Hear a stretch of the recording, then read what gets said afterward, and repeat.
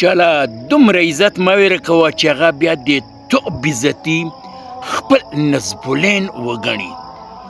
د ما شیرینه وروره، ته به د الله کوم نعمت نه منې. الله تعالی ډېر ښه ده و په هر شي باندې پوره ده.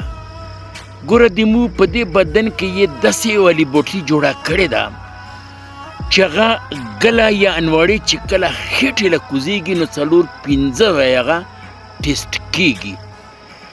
که ګرمه وي نو لاس یې وښیي، که سخته وي نو غاښونه یې ظاهره کړي، و که ترخه وي یا تروشه وي نو ژبه د تعالی الوییي و که زړه وي و بوین ترې نه روسي نو هغه بیا تعالی د سنګې اشاره درکړي. د خپل ځان خیال ساتو. ډېره مهرباني. خوشحال اوسئ.